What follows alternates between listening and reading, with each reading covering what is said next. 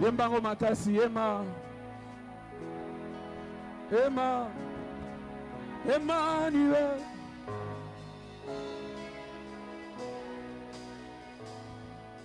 Emma. Emma, une dernière fois. Emmanuel.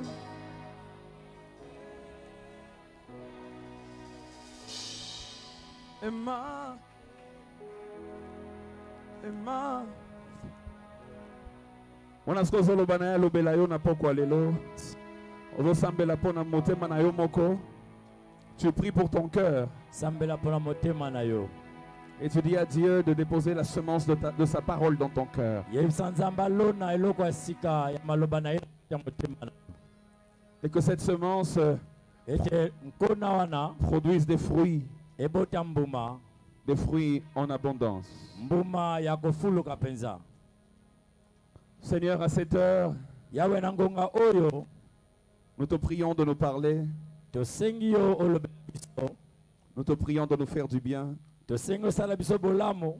Au travers de la parole que tu envoies ce soir. Tout à l'heure avec le groupe d'intercession, nous t'avons ensemble demandé que rien n'empêche à ta gloire d'éclater ce soir. Fais-nous du bien au travers de ta parole. Au nom de Jésus-Christ. Amen. Amen. Est-ce que tu peux acclamer notre Dieu? Je vais te demander de te rasseoir quelques minutes. Je n'ai pas l'intention d'être très long dans mon message de cet après-midi. Et après nous allons prier et puis je remettrai la parole à ceux qui doivent continuer le programme. Un grand merci à mon papa Hubert Mimi, qui nous a donc appelés pour être avec vous ce soir. Est-ce qu'on peut apprécier de tels hommes? Est-ce qu'on peut acclamer le Seigneur? Merci infiniment, papa. Ce sont des gens qui nous ont vus naître, qui nous ont vu grandir, qui nous ont enseigné les ABC de la foi, et qui nous ont aussi enseigné par leur exemple. Et aujourd'hui, nous donner l'opportunité de travailler dans une œuvre qu'il conduit. Nous sommes très très honorés et très bénis. Vous avez aussi les salutations de celui qui est pour moi un père spirituel. Et j'étais avec lui tout à l'heure avant de venir ici, l'apôtre Roland Dallot.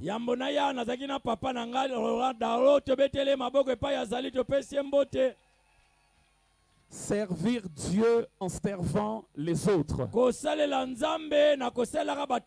Tel a été le thème qui m'a été donné.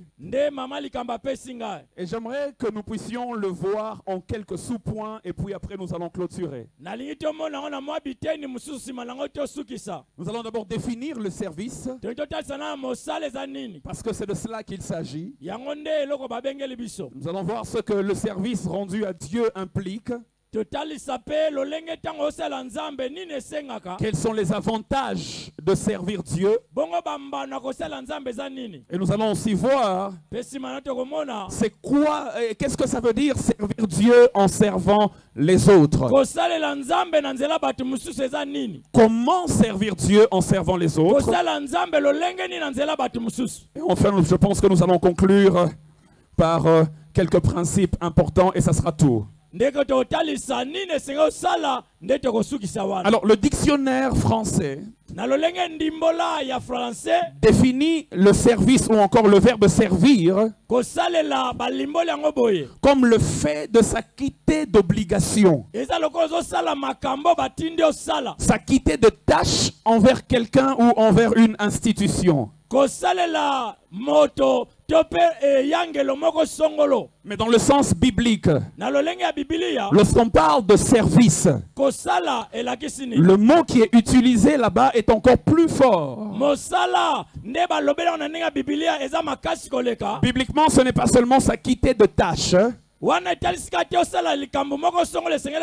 mais servir prend le sens d'être un esclave sans volonté. Celui que Dieu appelle serviteur, le même mot doulos traduit aussi esclave sans volonté. Et ce mot serviteur implique la notion d'obéissance, et ça implique aussi la notion de soumission à la volonté d'un maître. Et si nous sommes serviteurs de Dieu, ça veut dire que nous sommes soumis à la volonté de Dieu. Le serviteur n'a pas de volonté propre. Le serviteur n'est qu'un exécutant de la volonté de son maître. Frères et sœurs, toujours dans les quelques généralités sur le service, nous devons savoir que le service que l'on rend à Dieu, il commence bien souvent par un appel de Dieu. Dieu t'appelle afin que tu le serves. L'appel de Dieu, c'est le commencement même du service de Dieu. Ensuite, après l'appel, il y a donc une définition claire de la tâche à accomplir. Quand Dieu t'appelle, il dit Gamaliel vient. Et quand Gamaliel vient, il dit Gamaliel, je veux que tu ramasses ce papier et que tu le mettes à la poubelle. Donc après l'appel, il définit la tâche. Et enfin, après la définition de la tâche, il attend que tu l'exécutes selon le modèle que lui-même t'a montré. C'est-à-dire pour le service de Dieu, il y a d'abord l'appel de Dieu. Et il y a la définition de la tâche à accomplir. Et il y a l'exécution de cette tâche, mais d'après le modèle de Dieu. Quand Dieu t'appelle à le servir, il ne veut pas que tu le serves selon tes propres compréhensions. Il te donne un modèle à suivre. Et ensuite il te dit fais selon le modèle. De la même manière, lorsqu'il voulait bâtir le tabernacle, il a répété à Moïse d'exécuter sur la terre le modèle qu'il avait vu lorsqu'il était dans la présence de Dieu. Alors toi qui te dis servir Dieu, la question que je vais te poser, tu le sers d'après quel modèle? Frères et sœurs, le service rendu à Dieu implique toujours trois choses importantes. Peu importe le service, ça peut être prêcher comme je prêche tout à l'heure. Ça peut être jouer la guitare basse comme David le fait. Ça peut être récolter les offrandes comme nos amis l'ont fait tout à l'heure. Ça peut être balayer l'église comme certains le font. Peu importe le service, qu'il soit grand ou petit, selon les hommes, et je parle à la manière des hommes lorsque je dis grand ou petit, cela requiert trois choses importantes. La première des choses que le service qu'on rend à Dieu requiert, c'est l'exclusivité. L'exclusivité, Matthieu 6, 24. Matthieu chapitre 6, verset 24. Jésus dit, nul ne peut servir deux maîtres. Car où il haïra l'un et aimera l'autre, où il s'attachera à l'un et il méprisera l'autre. Vous ne pouvez pas servir Dieu et maman. En d'autres termes, Jésus veut dire, si tu dis que tu sers Dieu, alors tu dois être exclusif à Dieu. Tu ne peux pas mélanger Dieu et les autres idoles. Très bien. Tu ne peux pas mélanger Dieu avec les marabouts. Tu ne peux pas mélanger Dieu avec l'occultisme. Celui qui dit servir Dieu doit savoir que le service que l'on rend à Dieu requiert premièrement l'exclusivité. La deuxième chose que le service que l'on rend à Dieu requiert, la connaissance de Dieu. Jean chapitre 4 verset 22. Jésus dit à la femme samaritaine, vous adorez ce que vous ne connaissez pas. Le mot adorer là veut aussi dire servir. Vous servez ce que vous ne connaissez pas. Oh, combien triste que de servir Dieu sans connaître Dieu. Même là où tu travailles chez ton patron terrestre, pour bien le servir, tu dois le connaître.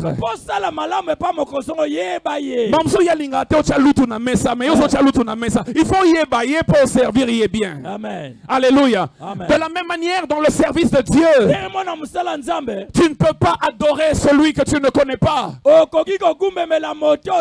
ne peux pas servir celui que tu ne connais pas. Bana notre Père, nous devons apprendre chaque jour de nos vies à connaître Dieu un peu plus afin de mieux le servir. La troisième chose, servir Dieu requiert utiliser les instruments de Dieu.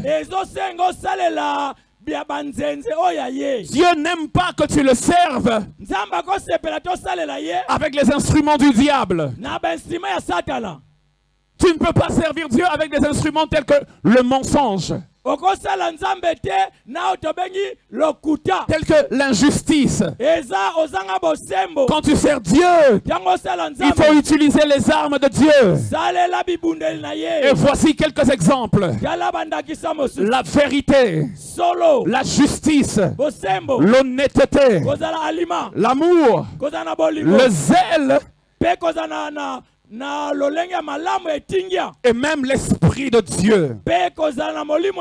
Lévitique chapitre 10 verset 1 à 2. La Bible nous montre des jeunes gens qui se sont mis à servir Dieu mais avec des instruments qui n'étaient pas les instruments de Dieu.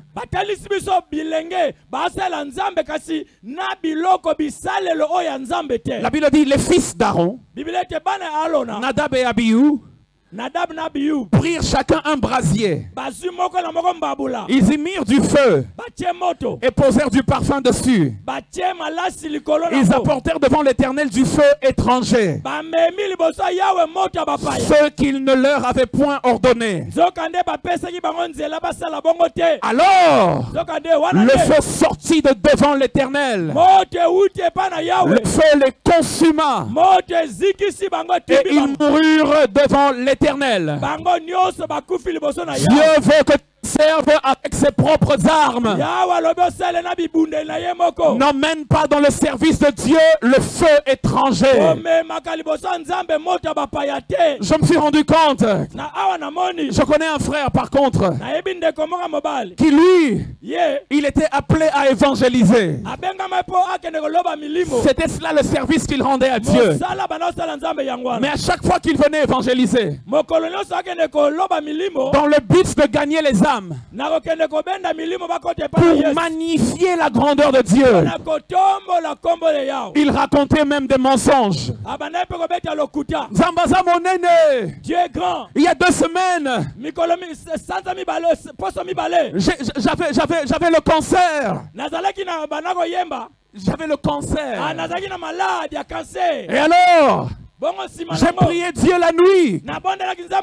Et Dieu m'a guéri. Je suis la preuve vivante que Dieu est puissant. Venez donner votre vie à Dieu. Je suis un témoignage vivant. Alors que c'est des mensonges qu'il racontait. Frères et sœurs, Dieu n'a pas besoin d'être aidé par l'homme pour gagner une âme. Lorsque tu sers Dieu, sers-le dans la vérité. Même un petit témoignage peut avoir un grand effet dans le cœur de quelqu'un. Tu n'as pas besoin de magnifier les choses en racontant des mensonges. Et ce frère a fini par souffrir vraiment. Cette fois-ci, c'était la vérité. Dieu lui a donné ça comme par M-Pesa. Et il est mort. Il faut servir Dieu avec les armes de Dieu. J'aimerais rapidement toucher à mon deuxième point. Les avantages de servir Dieu. Peu importe la tâche que tu fais. Même si ton rôle c'est de nettoyer les latrines. Voici quelques avantages. Je les ai pris en groupe de 3. En 2 groupes de 3. Premier lot d'avantages. La bénédiction. Celui qui sert Dieu. La bénédiction le suit sur son chemin. La bonne santé. Et la protection. Exode 23, versets 25 à 28. La Bible déclare: vous servirez l'Éternel, votre Dieu, et il bénira votre pain et vos eaux. Et il dit: et j'éloignerai la maladie du milieu de vous. Et puis il dit: il n'y aura dans ton pays ni femme qui avorte, ni femme stérile.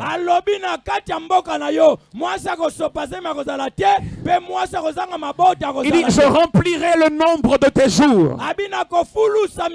Il dit: j'enverrai ma terreur devant toi. Il dit: et je mettrai en déroute tous les peuples chez lesquels tu arriveras. Alléluia.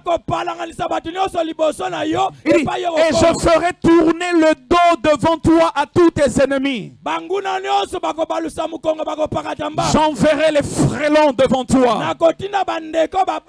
Et ils chasseront loin de toi les Éviens, les Cananéens et les Hétiens.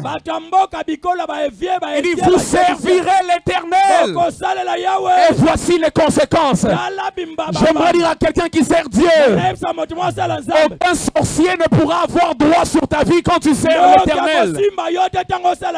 Il n'y a aucun lien qui peut déranger ta vie quand tu sers l'Éternel. J'aimerais dire à quelqu'un: il y a parfois des maladies qui frappent plusieurs, mais toi Dieu t'en préserve à cause que tu rends à Dieu. Il dit: j'éloignerai la maladie. Je prie et je déclare sur ta vie que Dieu éloigne la maladie de ta famille au nom de Jésus-Christ. Il dit: je bénirai votre pain, je bénirai vos eaux. S'il y a quelqu'un qui reçoit cette bénédiction, qu'il me donne un grand amen. Le deuxième lot de bénédiction, d'avantages, pardon, qui sont liés au service de Dieu. Je le tire de Ésaïe chapitre 54. Versets 12 à 17. Alors voici les trois autres avantages. C'est 1, la fécondité. 2, les bénédictions spirituelles sur ta descendance. Et 3, la victoire sur tes ennemis. Il dit dans Ésaïe 54, my God, il dit, je ferai tes créneaux de rubis, tes portes d'escarboucles et toute ton enceinte de pierres précieuses.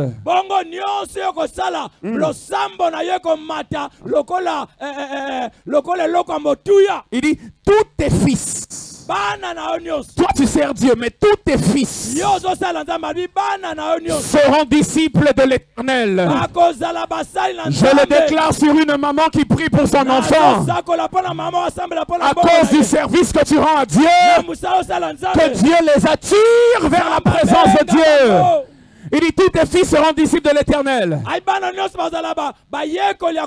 Et grande sera la postérité de tes fils. Je vais sauter, la Bible déclare encore.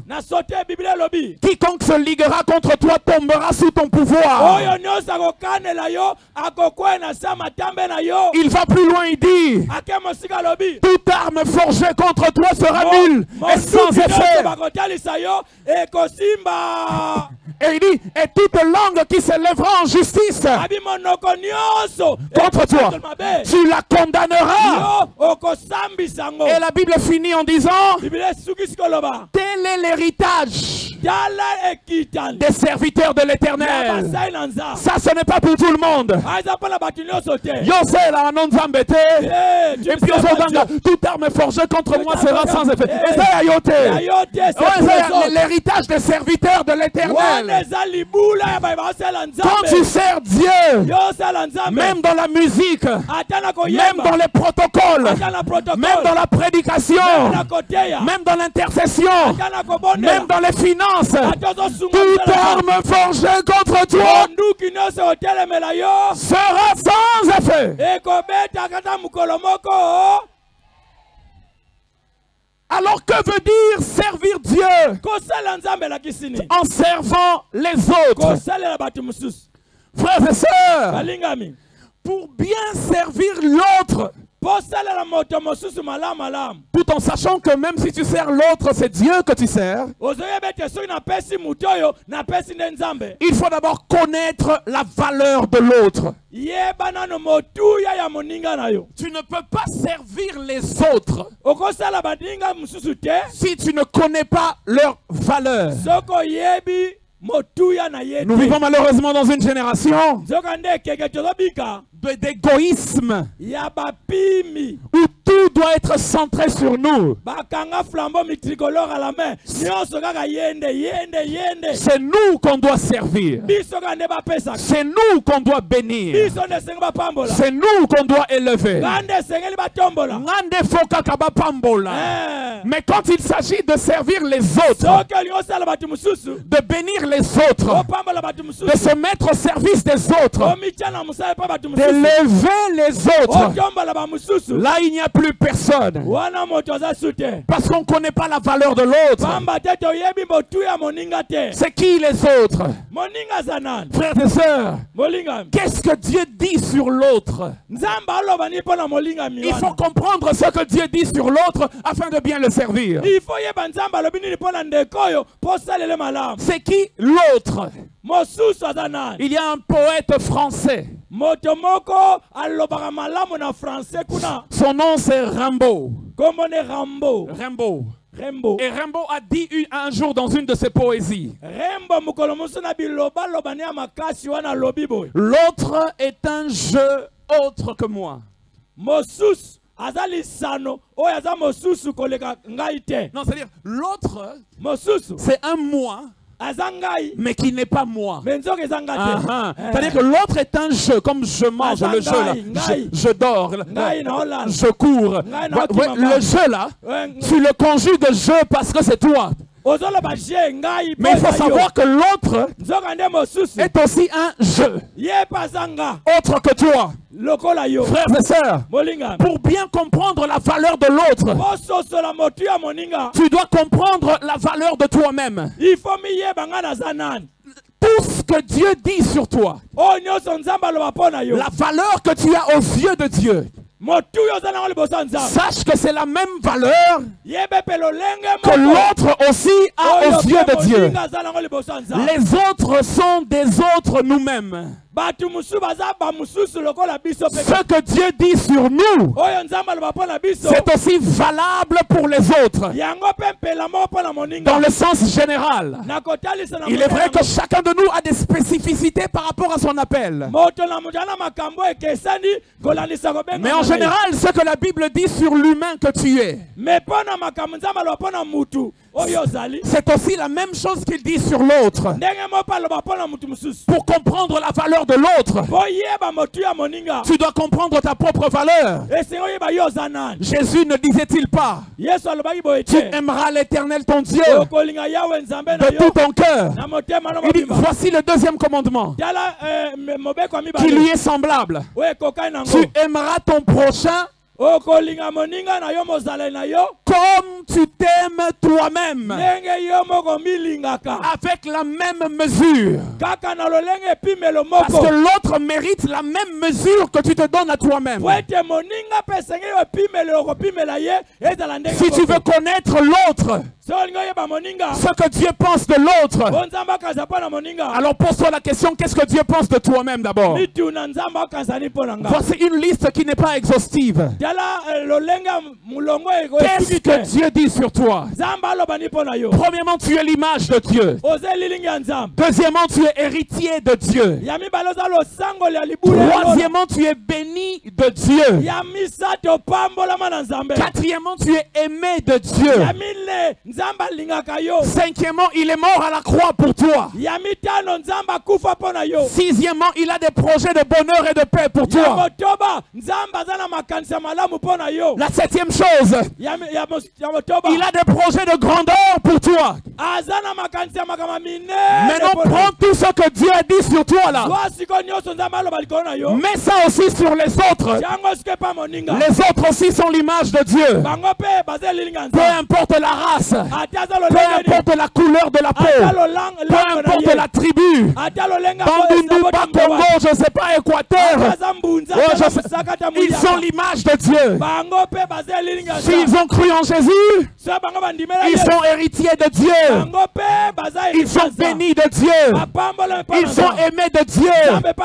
Il est mort à la croix pour eux. Il a des projets de bonheur et de paix pour eux. Il a des projets de grandeur pour eux.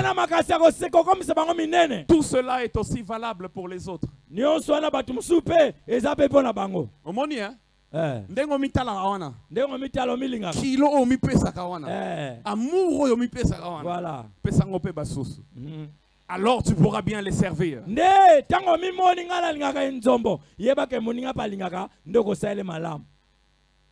Yo dongo dongo na yo ya oliara yo mo. Okasabamba leo banga liaka dongo dongo tenzo aliaka na yi. Yeko la pe ko kabola. Comment servir Dieu en servant les autres? La première des choses, utiliser ce que nous sommes et ce que Dieu nous a donné pour le bénéfice des autres. 1 Pierre chapitre 4 verset 10. L'apôtre Pierre dit, oh j'aime ça, comme de bons dispensateurs des grâces de Dieu.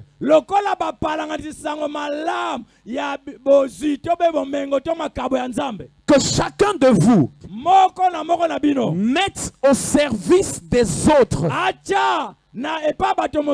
le don qu'il a reçu.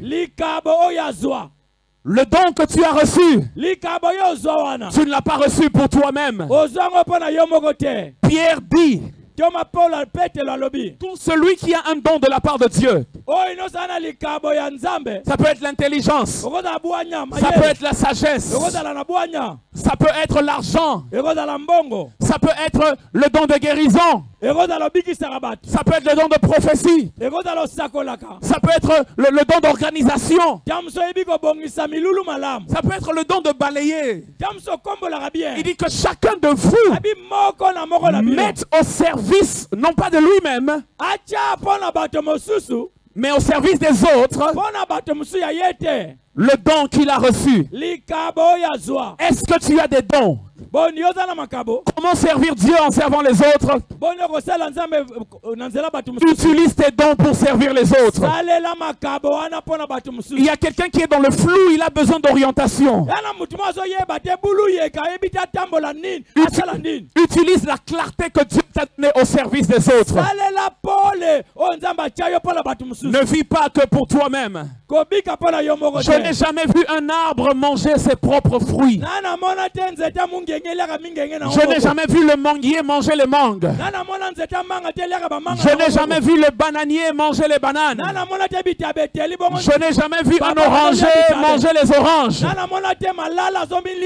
Il produit, mais c'est pour les autres qu'il produit. De la même manière, nous sommes la vigne de Dieu. Et nous devons mettre nos dons et nos fruits au service des autres. Donne-moi un bon amen et j'avance.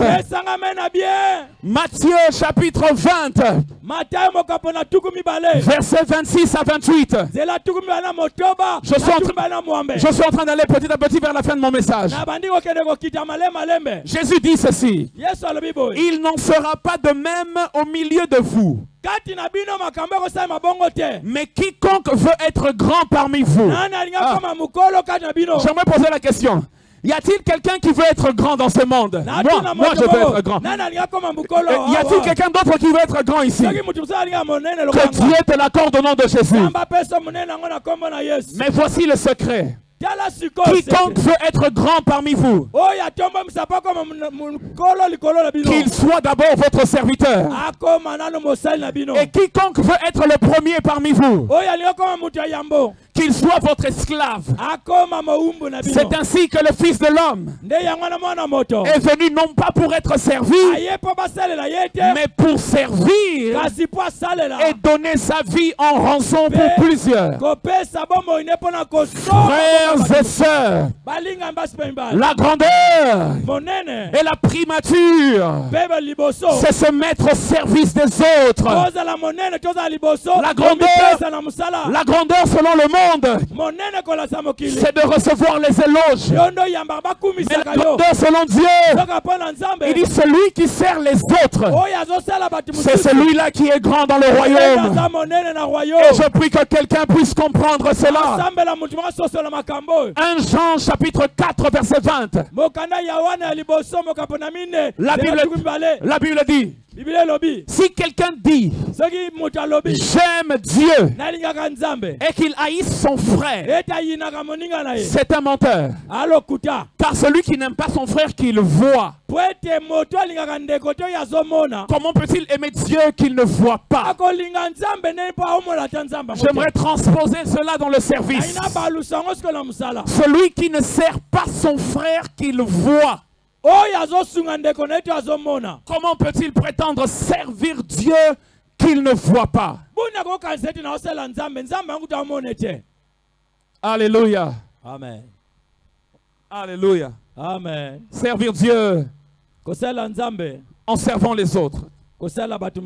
Avant d'aller vers la fin de mon message, j'aimerais donner quelques 2-3 points importants.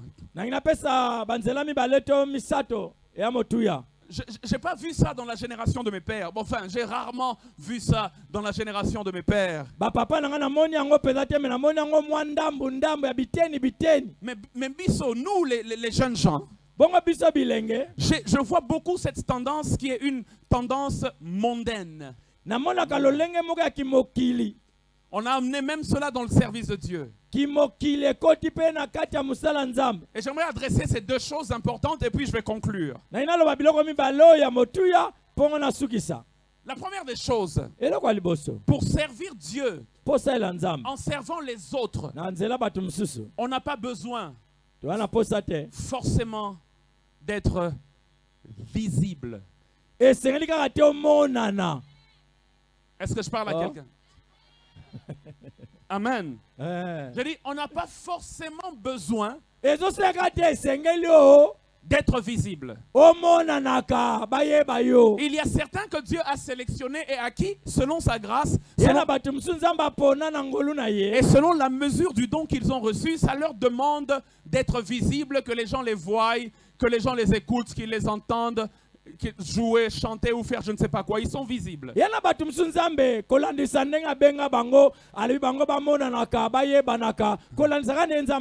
Mais pour servir Dieu efficacement, tu n'as pas forcément besoin de visibilité. Frères et sœurs, il y a des gens très efficaces dans la Bible, sans lesquels certaines personnes ne seraient jamais entrées dans leur destinée. Mais ces personnes n'ont pas été visibles. Elles ont servi les autres, même dans l'invisible. Même quand il n'y a personne qui vient te dire bien fait, tu as bien fait, pour te dire oh, même quand les gens ne te voient pas, il y a quelqu'un dans le ciel qui voit dans le secret.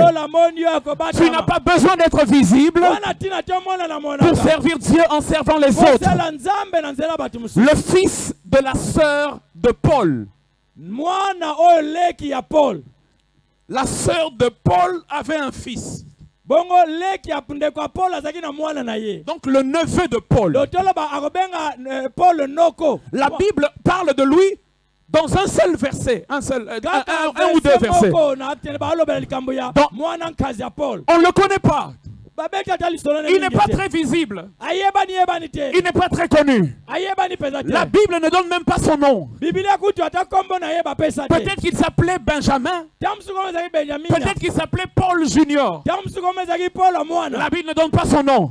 La Bible l'appelle en faisant référence à Paul, le fils de la sœur de Paul. Frères et sœurs, dans Actes chapitre 23, 40 juifs ont fait un complot pour tuer Paul. La Bible déclare le fils de la sœur de Paul, dont on ne connaît pas le nom, a entendu parler du complot. Il a couru en prison. Il a dit à Paul. Paul a appelé l'officier romain. Et le jeune homme a dit à l'officier romain. Il a révélé le complot. Frères et sœurs, à cause de cette révélation, l'officier romain a protégé Paul par à peu près 470 soldats. 470 soldats afin que Paul arrive sain et sauf à Rome. S'il n'avait pas livré le complot, Paul serait mort ce jour-là. Et Gamaliel, si Paul était mort ce jour-là, regardez les choses qu'on aurait ratées. On aurait raté l'épître de Paul aux Éphésiens parce qu'il n'avait pas encore écrit ça. On aurait raté l'épître de Paul aux Philippiens. On aurait raté l'épître de Paul aux Colossiens. On aurait raté l'épître de Paul à Philémon. On aurait raté 2 Timothée. On aurait raté l'épître de Paul à Tite. La moitié des livres de Paul n'avaient pas encore été écrites. Sur les 13 épîtres de Paul, 7 avaient été écrites, 6 n'avaient pas été écrites, et à cause du service de ce neveu, aujourd'hui nous pouvons lire Éphésiens, qui dit béni soit le Dieu et Père de notre Seigneur Jésus-Christ, qui nous a bénis de toutes sortes de bénédictions spirituelles dans les lieux célestes en Christ. On peut lire Philippiens, qui dit je puis tout par celui qui me fortifie. On peut lire 2 Timothée où il dit bientôt le jour de ma libation est arrivé. J'ai combattu le bon combat. J'ai gardé la foi. J'ai achevé la course. Maintenant on a Colossiens dans lequel il dit que toutes les principautés ont été vaincues à la croix.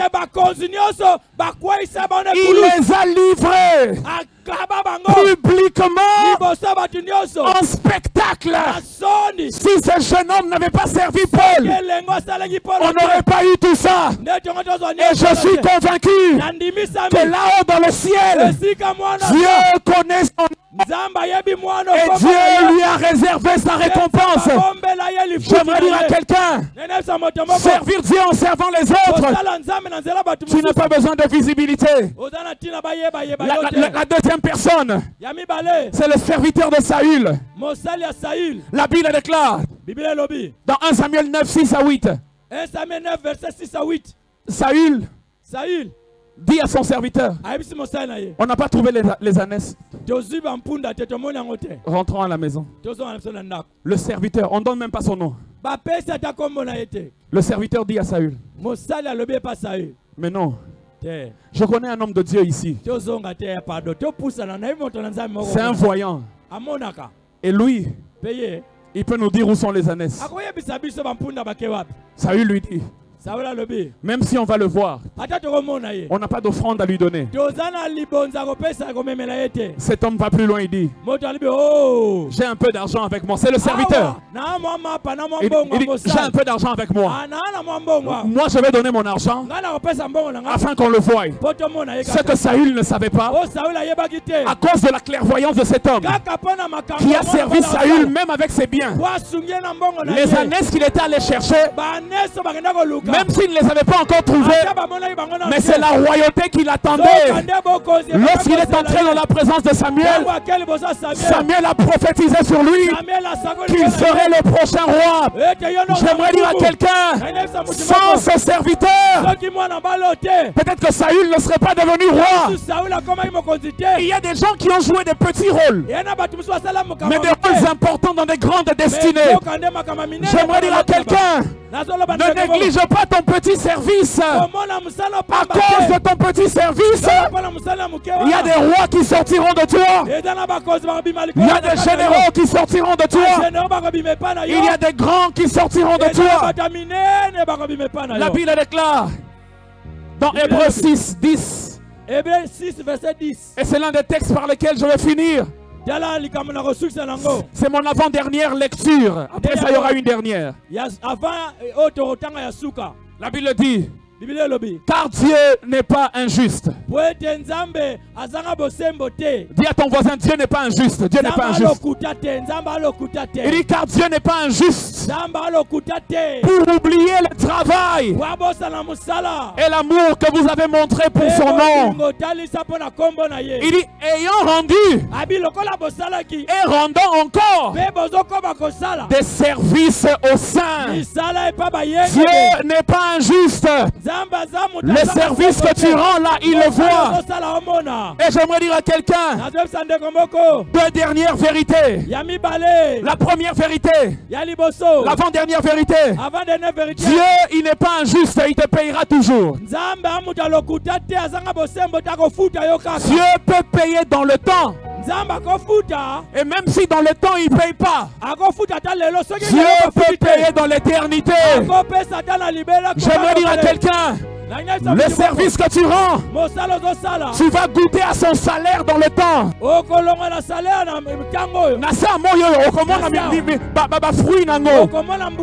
Mais même si tu ne le vois pas, il y a une couronne qui t'est réservée au ciel.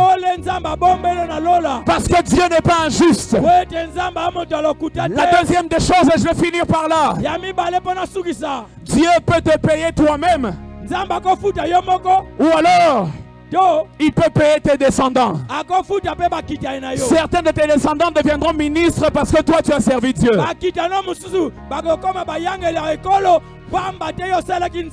Dieu peut payer les parents eux-mêmes. Ou il peut payer leurs enfants. J'aimerais vous finir en donnant cette illustration biblique, mon dernier texte. La Bible déclare, Hervé, Abraham dit aux passants, ne passez pas. Entrez chez moi.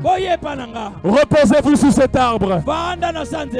Gamaliel, Abraham dit, je vous donnerai deux choses. Je vous donnerai le pain et je vous donnerai de l'eau. Mais regardez comment il dit ça. Il dit, permettez qu'on apporte un peu d'eau. Et puis il dit, et moi-même j'irai vous prendre le pain. En d'autres termes, dans le contexte, lui-même a promis de donner le pain à Dieu. Il dit directement, j'irai prendre moi-même. Je ne vais envoyer personne. Il dit, moi-même j'irai prendre le pain. Et je viendrai vous donner. Mais pour l'eau, il dit, pour l'eau, il dit ceci. Il dit pas je vous apporterai de l'eau. Non. Mais il dit qu'on vous apporte de l'eau. Il a envoyé son serviteur prendre de l'eau. Mais le pain, il a pris lui-même. Dans tous les cas, il a donné et le pain et l'eau à Dieu qui était en train de passer. Mais l'eau, il lui a donné indirectement par le serviteur. Et le pain, il lui a donné directement. Lui-même, il a donné le pain. Et voyez comment Dieu a béni les descendants d'Abraham quand eux aussi ils étaient dans le désert et qu'ils avaient faim et qu'ils avaient soif. Dieu pouvait leur priver tout, mais jamais de l'eau et jamais la manne, jamais le pain. Mais j'aime comment Dieu a rendu à ses descendants. L'eau, il leur a donné par le rocher, par un intermédiaire, comme Abraham. Mais le pain est descendu directement du ciel vers la terre. J'aimerais dire à quelqu'un, Dieu se souvient de ton service. Dieu se souvient de l'œuvre que tu fais. Et s'il ne te paye pas toi-même, il va payer tes descendants. Donne-moi un bon amen. Amen. Amen. Et Jésus a dit, de la même manière, le Fils de l'homme n'est pas venu pour être servi, mais pour servir, donner sa vie en rançon pour plusieurs. Que le Seigneur bénisse sa parole.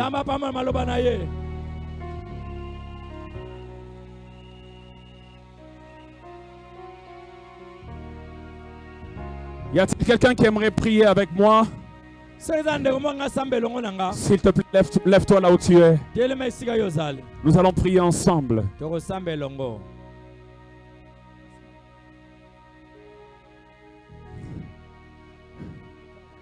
Tu vas dire à Dieu, Seigneur,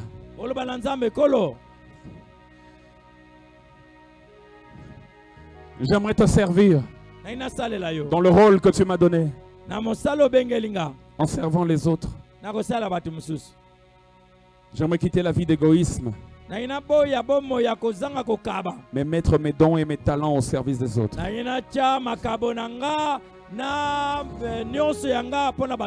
Élève ta voix, commence à prier au nom de Jésus. Et alors que tu es en train de prier, j'aimerais faire un appel. L'introduction dans le service, c'est d'abord l'appartenance à Jésus. L'introduction dans le service pour Dieu, c'est d'abord appartenir à Jésus. C'est pourquoi Paul disait, le Dieu auquel j'appartiens et que je sers, avant de le servir, je lui appartiens. Si tu es là ce soir, alors que nous sommes tous en train de prier, mais tu aimerais dire, Seigneur, je veux t'appartenir afin de mieux te servir. Toi, je vais te demander de t'avancer ici rapidement. Et ensemble, nous allons prier. Que Dieu bénisse ceux qui s'avancent. Tu viens rapidement.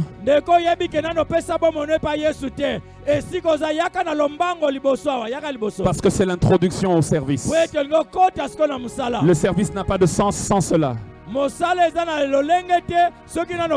ne peux pas dire servir Dieu si tu ne lui appartiens pas. Alors j'aimerais insister une dernière fois. Si tu es ici et tu aimerais dire, Seigneur, Peu importe ton âge, peu importe ton âge. Peu importe ton âge, je veux dire Seigneur, je veux d'abord t'appartenir. Je veux t'appartenir. Mon cœur, mon âme, mon esprit, mon corps. Afin de mieux te servir. Je reviens à toi. Et même si tu es là aussi, tu as eu à faire des pas dans le service. Mais après tu es tombé. Et tu as comme rétrogradé. Mais tu vas dire Seigneur, me voici. Je me remets encore à toi. J'aimerais renouveler ton alliance avec Dieu. J'aimerais renouveler ton appartenance. Renouveler ton zèle pour le service. J'aimerais faire un troisième appel. Tu es là ce soir. Et le Saint-Esprit est en train de me dire, il y a plusieurs, le zèle pour le service avait commencé à s'éteindre. La flamme pour le service avait commencé à mourir. Mais tu aimerais dire Seigneur, rallume la flamme, que le zèle revienne.